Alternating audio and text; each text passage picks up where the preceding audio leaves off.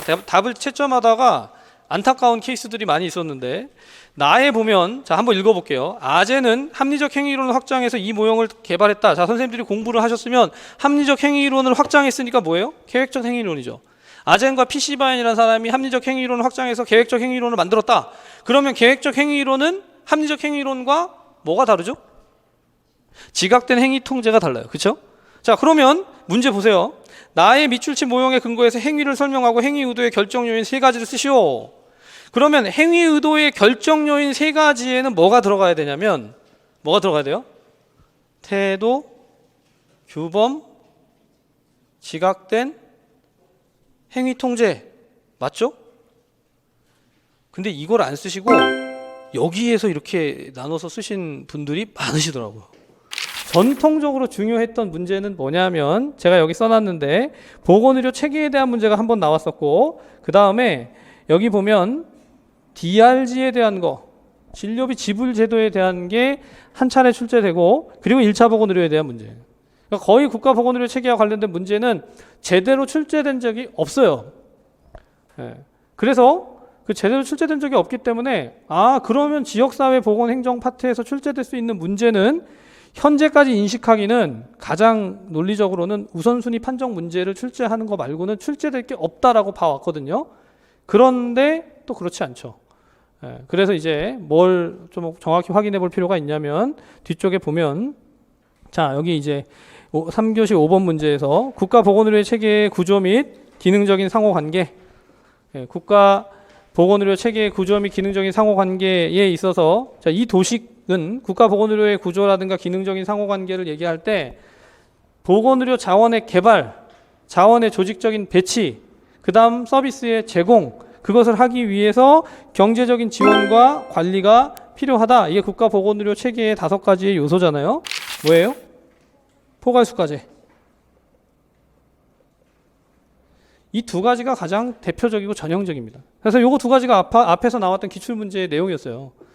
자, 사실 선생님들 지금 우리가 영역별 문제풀이를 할 때 선생님들이 그 방향성을 잡거나 이 내용들을 진행하는 것에 대해서 기대하시는 게 좀 다를 수 있는데, 모든 것을 하나도 빠짐없이 쫙 다 훑어가야 되는 경우가 있고, 정말 출제됐던 것들에 근거해서 중요한 파트들만 확인하고 가야 되는 그런 경우가 있는데, 제가 생각할 때 효율성을 생각했을 때 후자가 훨씬 더 좋다라고 보고, 그러면 지금 이런 파트, 지금 3교시의 6번 문제 같은 문제를 딱 보면, 진료비 지불 제도가 문제로 출제가 됐구나. 여기서 문제로 준 건 뭐죠? 답이 뭐죠?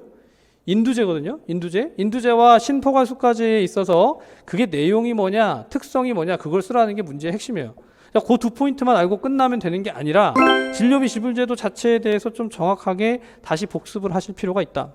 뒤쪽에 있는 이 양상, 지금 주어져 있는 관찰 양상은 정확하게 뭘 묻고 있냐면 품행장애에 대한 진단을 나열시켜 놓은 겁니다. 자, 근데 품행장애와 함께 고려돼야 되는 게 반사회적 인격장애죠. 반사회적 인격장애. 자, 우선 현재 주어져 있는 이 사례는 그냥 이 자체를 보면 이건 지금 품행장애에 있는 진단 기준들을 토시 하나 빼놓지 않고 그대로 가져왔기 때문에 사람에 대한 공격성, 재산 파괴, 사기, 절도, 심각한 규칙 위반, 그렇죠? 품생장애가 아니고 품행장애의 진단 기준으로 볼 수 있다. 그런데 적대적 반항장애와 뭐가 있죠? 간헐적 폭발장애, 또 파괴적 기분조절 곤란장애, 우리 앞에서 우울장애 안에 포함되어지는 카테고리인데, 자, 적대적 반항장애, 간헐적 폭발장애, 그리고 품행장애, 그리고 이 파괴적 기분조절 곤란장애, 네 가지가 다 공통적으로 갖는 게 뭐냐면 공격성 내지는 약간 이 대상자들에 대해서 어그레시브하다, 공격적이다, 뭐 분노한다, 뭐 이런 측면들이 네 가지가 비슷하게 깔려 있기 때문에 어떤 것이 진단으로 주어져 있는지를 먼저 봐야 될 것이고, 자, 문제에서 아예 진단이 다이렉트로 이렇게 나오면 당연히 그 진단명을 알아야 문제를 풀 거 아니에요. 적대적 반항장애에서 등장하게 되는 분명히 분노, 기분이나 행동이나 그리고 어떤 사고적인 측면들, 항상 진단을 정확하게 모르시겠으면 사고, 감정, 행동 세 가지를 두고 적대적 반항장애의 사고, 감정, 행동은 어떨지, 간헐적 폭발장애에서의 사고, 감정, 행동은 어떨지, 또 앞에 다른 신체 증상 장애에 있어서의 사고 감정 행동은 어떨지를 한번 생각해 보시고 거기서 기본적으로 떠오르는 게 선생님들이 가장 먼저 떠오르는 것이 그 해당 진단의 핵심적인 키워드일 가능성이 커요. 공부를 했다면, 진단에 대해서 어느 정도 봤다면. 지금도 적대적인 반항장애 안에 이미 적대적인 반항이라는 글자 안에 다 들어있잖아요. 적대성을 갖는다, 반항을 한다. 그에 따라서 결국 논쟁적이고 반항적인 보복하는 그런 행동들이 그 안에 포함되어 있다. 그 진단 기준을 기억을 하는 거죠. 여기에 이걸 가지고 기억을 하겠다, 뭐 욱과 화 이렇게 외우겠다, 이거는 별로 의미가 없어요.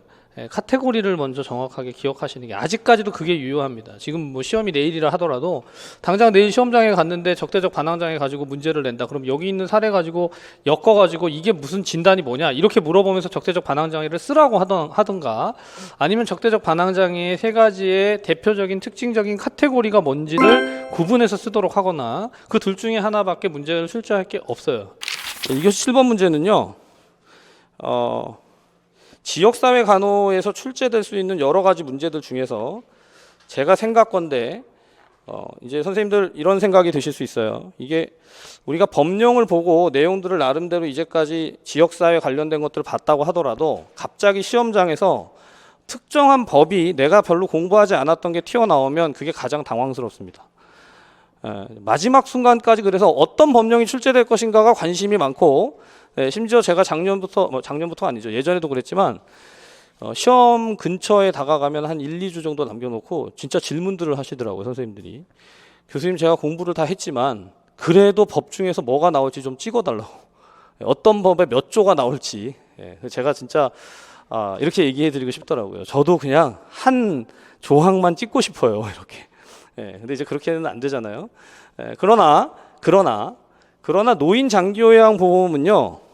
노인장기요양보험법, 노인장기요양보험에 관련된 법령에서는 해당 내용이 조금 유의해서 살펴볼 만한 부분이 있습니다. 왜냐하면 산업재해보상보험법에서 보험급여에 대한 것, 그리고 우리가 학교안전법에서 급여에 대한 보상급여에 대한 것들이 문제로 출제가 된 거 생각해 보시면 선생님들 이론 강의에서 제가 그런 설명 드렸는데 산재보상보험에서 나오는 보험급여와 그게 이제 문제로 출제될 때 학교 안전에 가서 동일하게 보상과 관련된 급여가 문제화됐던 걸 생각해 보면 사실은 같은 맥락에서 이 급여로 지급되게 되는, 급여화되게 되는 노인장기요양보험법 안에서의 급여에 대한 종류라든가 내용들을 잘 익혀두는 것은 분명히 좀 필요하다라고 봐요.